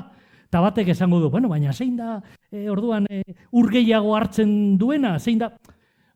Guk jarriko bagenu, eta hori daukagu ondo aztertuta Gipuzkoan. Diru gehiago daukagu lakoan, edo ez da geni, baina aukera gehiago bai, unibertsitatea lanerako. Orduan guk urte askotako datuak hartu ditugu, eta konparatu egin dugu, zein den uraren aurrean, zein den produktiboen, hau da, euria jauzita, zeinek usten duen ur gehiago errekarako, eta konparatu egin dugu pinuak, plantazioak, larreak eta basoak. Eta zuen ustez zein da 3 hoien artean, zereala sartu gabe, hori da erregadioa eta hau eta bestea. Baina pinu, eukaliptusa, ez dakiz Gipuzkoan, ez dugu aukerarik izan, Bizkaian ez digute usten, pinua, basoa, baso propio, eta esan dugu larreak. Zuen ustez 3 hoietatik zein da ur gehien konsumitzen duena. Ur gehien evapotranspiratzen duena. Beraz, ur gutxien uzten duena urribilia modura. Zeinek esan du pinua? Bigarrena? Hor normalean oso ondo ikusten da. Arro normal, bestelako saltzak eta ez baditugu tartean ekuazioan sartzen, baina begibistan ez, lan akademiko bat egin da. Pinudiak dira ur gehien hartzen dutenak. Gero basoek, baso naturalak, gu pinua ez dugu konsideratzen baso, plantazioa, baino, eta ur gehien uzten dutenak, gutxien konsumitzen dutelako, larreak dira. Karo, debatetan batzok esaten dute. Karo, eske pinuek eta urrasko konsumitzen dute, gazteak direnean, gazteek eta beti konsumitzen dute gehiago, baina puntu batera alduta, ja, basotu egiten denean pinua, ja, apenas. Eta bai, egia, sinisten dut. Kontua da, orduan zemosten dugulako pinu gaztea sartzeko. Nik ikusita dauzka pinuak basotuta, eta, ez dute, apenas konsumitzen, apenas. Jubilatu konsumitzen duguna. Bueno, nien nago jubilatu. Osea, baso modura. Gau, zein da kontua? 25, 30 urte daukanean, ja, utzi dionean edateari, lurretik, moztu eta gaztea sartu.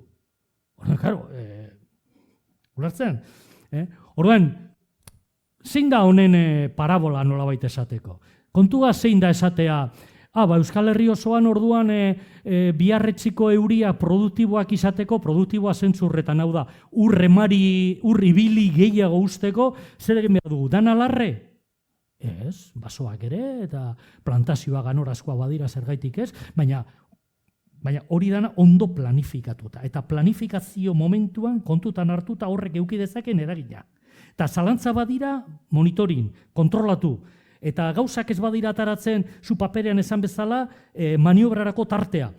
Eta honek badauka aplikazio guztiz praktiko bat. Herri batek, eta hemen gure inguruan badira herri asko, kaptazio txikia dauzkatenak. Izan iturriak edo erreketatik, bai? Hartu egiten dutela eta udan ere aguantatu eta lasai. Bueno, nolabaiteko zerra autonomoa da, gerora begira oso importantea da. Ez egitea alako apostu, zaborra dana, tutu bakarra, tutu bakarra hori oso grabea da, erresilientziaren ikuspegitik. Orduan, nik uste dut apostu egin behar dugula mantentzeko dauzkagun gure kaptazioa, nahiz eta gehiago behar, tutu nagusia, baina mantendu. Orduan, kontua da, zenbat gure iturri kaptazio horietatik, zenbatetan paratu gara han, eta ikusi horren gainean zer dagoen. Igual honen lehendabiziko neurri zehatz bat izaliteke, zuek herrirako hartzen duzuen, ura hartzen duzuen kaptazio horren gainean, pinuak badagoz, hobeto kendu ez. Utzi betikotzen, utzi basotzen, orduan konsumituko dute ur gutxiago. Ulertzen? Edo beste arazo bat izaten dena da uhertasuna. Askotan gertatzen da, txaparradak egon eta depositoa eta itxiz uhertasuna sartzen da. Uhertasuna sartzen da zergaitik, igual, batzutan arazoa ez da pinuarena, da pinuarekin dagoenarena. Zer nolako estrategiak eta egiten diren pinuak ateratzeko, zer nolako pista zabaltzen diren, zer nolako txokolateak antolatzen diren euri txaparradetan. Zan nahi dut, honek guztiak badauzkain bat ondorio, eta bat realista eta epe distantzia motzean esatearren gure kaptazioak, edo gure kaptazioak, nahi handiak edo txikiak izan, nahi izango bagenitu, gerorako gorde, mantendu, badaespadakoan, inork ez dakien ze eszenario mota izango dugun gerora ere, eta daukasunari eutxi, mantendu, eta orduan nik hor bai egingo nuke, aukera banu, esatu zein da kaptazioa, zer daukazu horre, zelan egin, kontua ez da arroa dana hankaz gora aldatu, baina sensible edo sentibera diren lekuetan, hor zelan egiten dugu, euria egiten duenean, ahalik eta gehien geratu dadin hor. Hau da, ahalik eta evapotranspirazio gutxien egon dadin. Orduan, ez ipini hor arbol gazteek, zegan egiten dute, utxi larrea, zergaiti larrea izan behar da itxusiagoa basoa baino. Basoa polita dira, larrea polita dira, ez da gizet, nago esaten behi guztiak kaptazio gainean, zer nahi dut, pinuak, basoak, larrediak edo, hor pentsatu behar da zerripini, aparte utzita norena diren lurrak, hori beste gauza da, baina zuek kaptazio bat badaukazue, klima aldaketak berak eskatzen du gerora begira, kaptazio horiek ahalik eta bermea handienekoak izan. Eta horko ura ahalik eta kalitate honekoa izan. Ez da dingertatu gero baten bat esaten, lasai, ze gero nik hemen badaukat hau tratatzeko, garestia da, baina nego tratatuko du, tratatu oso ondo. Baina zertarako tratatu, hainbeste baldin eta apostua egiten badugu, jatorrian bertan, kaptazioan bertan, ganorazko kalitatea lortzeko. Orduan gutxiago izango da tratamendu hori, bete egon behar da, baina hau da apur bat gaur egun dauzkagun hainbat idei buelta eman. Eta hemen nik sekulan ez nuke esango derrepentean leharti bain, eta guazen larre guztiak endu eta basoak ipini edo alderantziz. Basoak endu eta larreak ipini. Ez. Baina leku batzuk sensibleen direna batez ere urari begira, hor nik uste du serio hartu behar ditugula, hainbat aldaketa, helburua izan da, bermatu egin behar dugula, kaptazioetako ur kantitatea eta kalitatea. Ez oraingo egoeratan bakarri, baizik eta gerora etorri daitezken zer txarragoetan. Eta isilduko naiz. Ez badira beste hiru edo holan, baina atuan posako, ez isilduko naiz. Ez.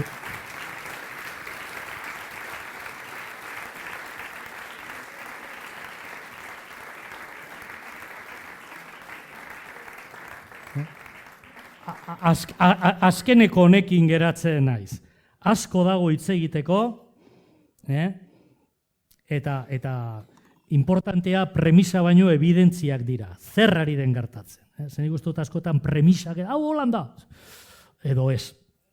Datuak eta ondo onak badira, datuek esaten digute, bide honetik batzen, ez goazen, eta ez hasierako horrietan agertzen diren asmoak, ez da?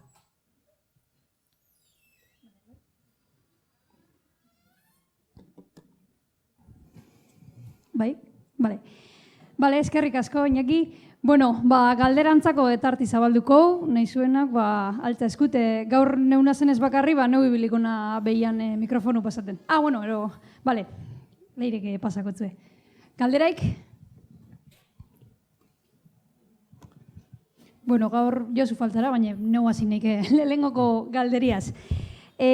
Komentazu zelan negun urre marixe handitzen dule, ez? Eta zuen modelun arabera, bentsat 2030 urte arte edo, hor ikusten dela handitzen dule. Eta horren azalpen morun, ez? Komentazu momento baten, klima aldaketik eukialda bela beran eraginez, zelan temperatura altu hauan ondorixoz, izotza, bueno, ez da, harinago urtzen dela, eta bar. Baina hor diapositibo baten 2080 urtera arteko predikzioik erakutzizu, eta ja 2030tik aurre ikuste zan zelan emari hori gutxitu eileikela, ez, etorkizunin. Horrentzako azalpenik eguiko zeunke klimiaz lotute edo modelo bat besterik ez da. Hor goian lehenengo horizonte horretan 2030an modelo batzuek, bai esaten dute litekena dela neguan eta udaberrian gure arroetan emari gehiago egotea. Eta hori bat dator, orain arte, azkeneko 2 urtetan, eta ja ez dira modeloak, hori dira benetako datuak, datu horiek landuta ataratzen denarekin. Horren, litekena da, egotea, igual, 30, 40, hor 2030 eta 2060 jarri dugu. Baina, jarriko bagenu 2040, 2050 gehiago zehaztuko genuke, modeloan arabera, zein momentutan hasten den ja neguan ere, beherako edo berantzako hori, tendentzia. Baina, Europan hainbat lekutan, batez ere kostaldean, Atlantikon eta Pirineotan ere ikusi da hori, eta horretik lehen aipatu dut, batzuk esaten dutena da, segu horretan momentuz ez gara sartu, klima kontuetan, baina jendea zen, datuek adirazten dute gero eta elur gutxiago dagoela, Pirineotan eta inguruetan, gero eta elur gutxiago, eta jausten den hori, igual ez da gutxiago jausten, kantitatez, baina elur modura jauzi ordez, euri modura jausten da. Euri modura jausten bada, baina errekara lastera llegatzen da, neguan bertan, lehen baino gehiago, eta noiz hasten da gutzitzen, udaberriaren azkenean eta batez ere udaren hasieran lehen emari handiagoa ziren, ari zen urtzen goitik lurra batez ere mendia altuetan jakina. Eta orain ordurako ja desagertu da edo desagertze bidean dago, ez da. Hori izan daiteke kontuan hartzeko zerbait, baina hori landu beharko genuke klimatologoekin, benetan eurek eta badakate modura hori justifikatzeko klimaren aldetik. Baina zu dinozuna, gero 2060tik aurrera eta modeloek hori ere ez dute esaten. Esaten dutena, orduan ere, horrek esan nahi du, segurazko, oraindik ere elurra egon arren hainbat zeretan eta, espero daitekena da, elur gero eta gutxiago. Eta horti dago inaut, lanean dagona Pirineotako glasiarretan, eta egun hauetan egon dira telebistan eta prentsan holan eta geratzen diren glasiar gutxik gero eta txikiagoak izango dira. Horrek esan nahi du, ari direla urtzen, baina arinago nolabait gertatzen ari diren prezipitazio solidoak baino Orduan igual horrek adierazten duena da, modeloek diotena dela, laster baten aurrerik eta elur oso gutxi. Osea, eskia maite duena, egin dezala surfa. Bale, oso ondo, eskerrik asko. Beste galderaik?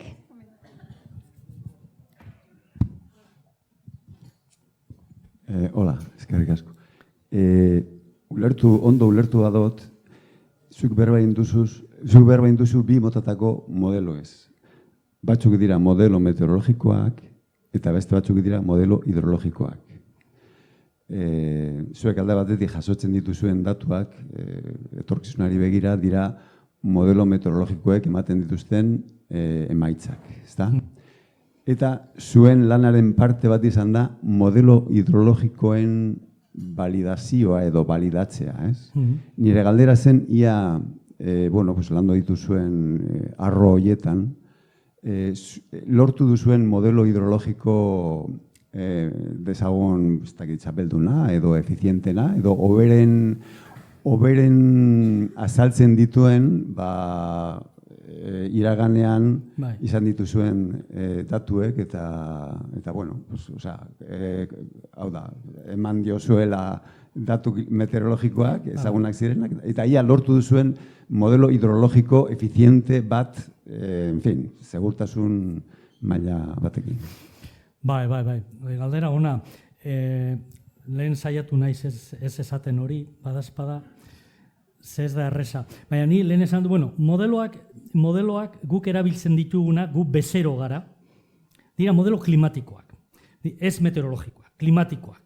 Eta hemen, parentesi bat zabaldutaz, ni beti nago borrokan, hainbat eta hainbat kazetarirekin, nahastu egiten dutelako klima eta meteorologia. Eta askotan zagoz irratian zozer entzuten, igual turreko etapa bat edo, eta derrepente goizetik arratzaldera aldatu da klima leku baten. Barkatu. Klima da gauza bat urtetan neurtzen dena, eta horretik klima aldaketa esaten denean, askotan jendea dino, zelan, esaten ari dira horre Parisen edo 2015 horretan helburua emisioa bajatu behar direla murriztu helburua delako, bataz besteko temperatura 2 gradotik gora esegitea planetan. Eta goizean altzatu nahi zenean, 6 grado egon dira eta eguerdian ondarrara joan naiz eta 28.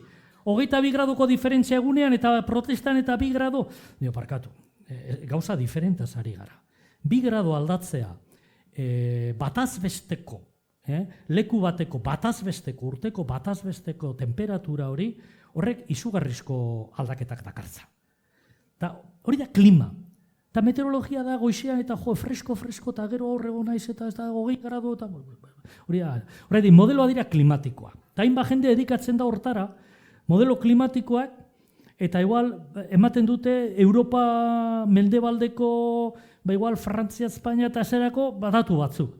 Eta gero beste jende egiten duena da modelo global edo esaten diren horiek, modelo orokorrak, modelos de circulación general, egiten duena da, eta asko dagoz, egiten duena da, horiek esan, dauen skali, non baiten agertzen zen horrela da, eskala zaldatu eta esan, ni hortik egingo dut, neure aparatu matematiko tartean, egingo dana da, atara beste modelo bat, baina espazioan txikiago, igual Bizkaiko golkorako. Eta orduan, nik ez da gizenan egiten, gutxi gora bera bai, baina nien naiz kapaz horretarako. Hori klimatologoek egiten dute. Horren gu, eurek gero ez dira uretan sartzen. Horretik esan dut aditua bakutsa berean. Horren guk egiten duguna da, pasa zure konfiantzazko modeloak. Eta modeloa zer dira? Dira, emetik 2100era eguneroko 11 datu. 11 zozer esatarren, prezipitazioa, espero dena, temperatura, haizearen abiadura, irradiazioa, zetasun absolutua, edo relatiboa, eta zu hori, datu horiek sartu egiten du zeure modeloa. Ze gertatzen da, hori da esan ez dudana, gu zen modelo erabiltzen dugu. Gu batez ere modelo bat bi erabiltzen ditugu, konfiantzazko dauzkagulako modelo horietan eta modelo horiek garatu dituzten personekin. Horren, konfiantza ematen digute, zuk ondo esan duzun bezala, zuk egin behar duzu lehenengoa da aurrera begira baino atzera begira. Eta esan, modelo honek balioko badit gerora begira simulatzeko artibain ze gertatuko den, horrek esan nahi du horretarako modelo hau kapaz izan behar dela, azkeneko 20 urteetan ze gertatu den, esateko. Eta azkeneko 20 urtetako klima, ez diot inori eskatu behar, zetatuak hortxe dagoz. Ez da 11 modelo, ez, bakarra, gertatu dena hortxe dago. Horren ze gertatzen da, zuazten zara modeloalekin lanean. Eta ari naiz esaten, hilabeteak, hori da, hilabete askotako prozesua. Eta dius, a ber, zer ematen du?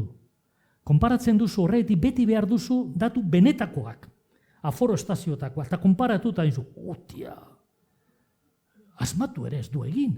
Horrek esan nahi du, modeloa zer dira? Dira 11 ekuazio diferente bata bestearen ostean. Ekuazio bakoitzak adierazten du, pinua zelan evaporatzen duen, lurzoroak zelan uzten duen ura sartzen, eta gini zer, modelo asko daude, botikan bezala. Horren batzuk erabiltzen dituzu, eta dizu, eta beste batzu dizu, baina modeloa beti daukate aukera, zu modeloa ezagutzen baduzu, gauzak aldatzen joateko, nolabait saiatzen modelo horrek ematen, zuk benetan gertatu den ezagutzen duzun hori. Eta batzutan modelo batzuekin, aldatu du dana eta ez dago moduri. Horrek esan nahi du igual modelo hori, igual ez dela egokia zure baldintzetarako. Guk erabiltzen dugu modelo bat, eta hain zuzen ere Otxandion edo Udikanan erabili duguna, honetarako gerora begira erabili aurretik, erabili dugu modelo hori azkeneko 40 urtetan. Ze hor badago Iberdrolako datuak, hor 40 eta piko urte. Eta egin dugu. Eta orduen duzu, eta orduen zu konparatzen duzu daukasuna, eta modeloari ez diozu sartu, ez dela trampa egiten zagoz, sartzen badiozu eman behar duena. Zuk hori ez diozu ematen. Berak, beste gauza batzu bai, prezipitazioak, hainbat, orduen, emariak, eta konparatu. Eta konparazio hori ere ez da paper bi hartu eta badago aparato matematiko zer bat, jakiteko, ze puntutaraino den onargarria, emari simulatuak eta benetako zera. Hor badago zainbat estatistiko, matematiko eta orduan, zu estatistikoiek hartuta eta diozu, estatistikoe frogatu egiten dute, lotura oso ona dela. Perfektua sekulan ez da izango. Ez da modelo horik, 100% islatuko duena edo duenik gertatu dena. Baina, beti jokatzen dugu, konfiantza tarte batzutan. Eta bakarrik konfiantza tarte hori daukasunean erabili alduzu modelo hori gerora begira. Eta karo, zu gero nahi baduzu, alako artikulo zientifiko bat, zu bialtzen duzunean eta errebisoreak eta zu dinozu modeloa bona dena, baina modelo honek ematen duena eta benetako datuak ez dute aguantatzen alako kotoiaren zera. Horretik, lehen momentu baten esan dut, honen atzean, koloreak eta, dago aparato matematikoa handi bat. Gauzak eta ez da esatea, neko ondo ematen du, zein da estatistiko hau? Zein da estatistiko hau?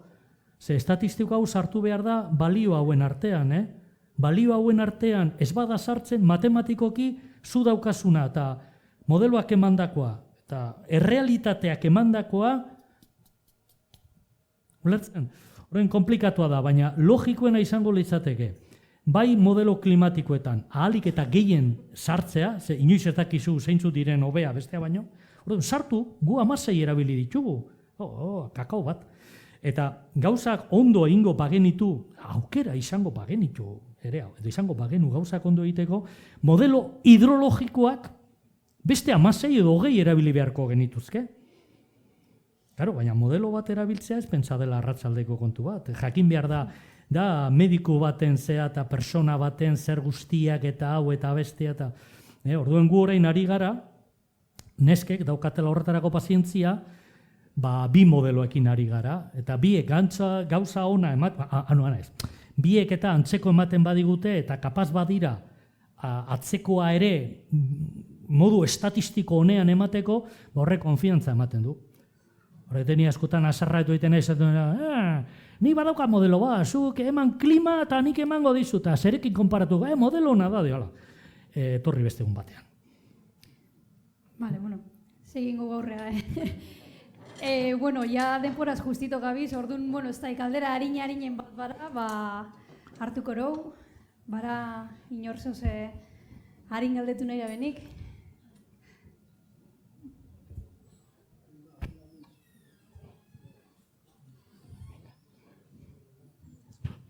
Hola, atzalde honen jaki. Bai. Bueno, observazioi bat agesa, osea, lehen ez dazun gora beran, osea, pinu, zeinek txupaten daben urgexen, o konsumiten daben gesa. Ez du pinu, ero basuk. Bueno, ne urkiolan bastante bilitxaguna, da observazioi bat gesa. A ber, nitzako zugaitzak esen konsumitu nabenati aritze eta eukaliptuse. Basu, zuk ezazun hori urkelago basu, konde basu, hor gesena paure, paote ixe. Da beste eronun, zu basuz mendire eudixea genge gero. Basuz eukaliptuseran lekure, behan gaineto batezu ziku, egun batzu pasatagun. Da gesen aritzin.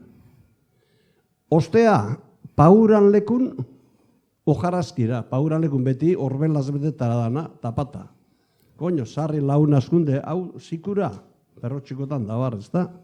Ze koño bire ziku, eratxetzazu hainkiaz, eta behan gaini busti-bustixera. Osea, observazioide, emaria murriztu etxen dago, osea, efetu bardinera, baina ez bera konsumitun daulako pauk. Bertan behan gainin dalako, bera ure, ez da paparata, esango benduke. Eskerrik asko. Bai, a ber,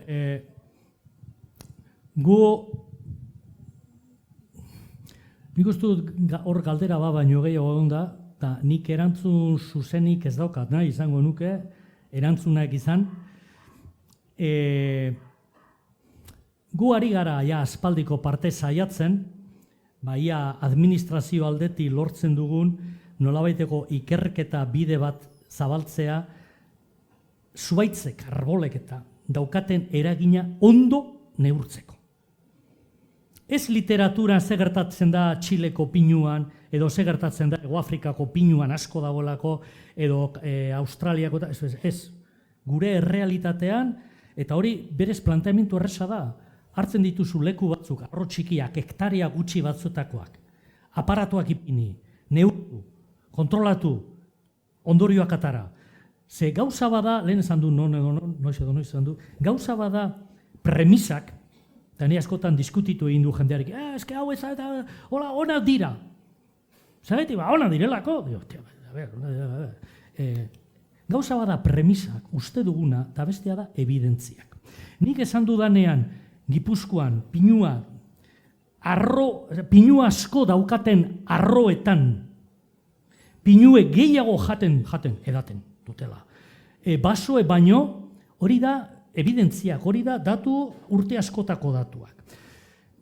Eta gauza bat oso importante horregetik ni saiatzen naiz bentsat ez olan pinuaren kontra agertzen berez. Kontua da, edozein arbol, zuk esan duzu pagoa edo aritza, edozein zuaitz, edozein arbol, gaztea denean askoz ere konsumitzen du zaharra denean baino. Eta hori ondo jasota dago literaturan.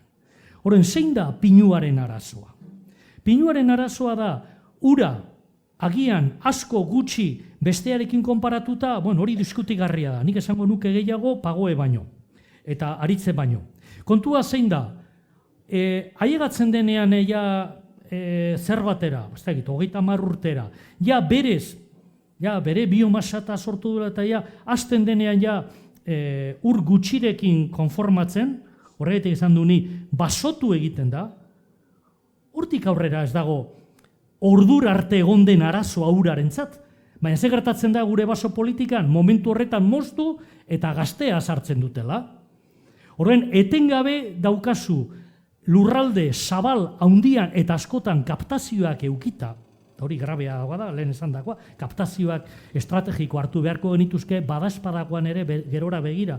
Kontua da, beti ari garela hektaria eta hektaria zuaitz gazteekin Ni lenguan egon nintzen diputazioko hainbat teknikarirekin zaila inguruan, eta esan zeaten bitu, pinua. Hurbildu arte ez da pinudia ere zuen ematen, esan zean, 70 urte dauka, eta publikoa da. Erabaki dugu ez dugula moztuko, hor utziko dugu. Eta oso ondo.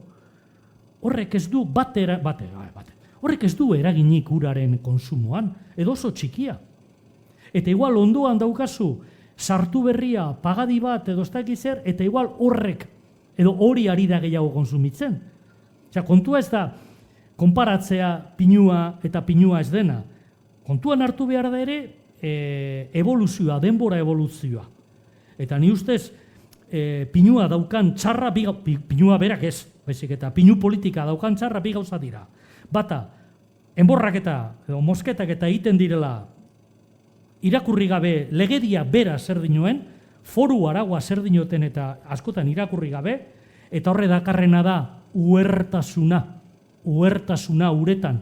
Eta zu erreka batean edo erreka bat ikusten baduzu oso uherra dagoela, aparte hori ezin duzula zuzenean konsumorako erabili, baina beti uhertasuna adierazten dagoena da zorua galtzen zagozela. Hor dago sedimentua, uhertasuna ematen zergaiti lurzorua galtzen ari delako.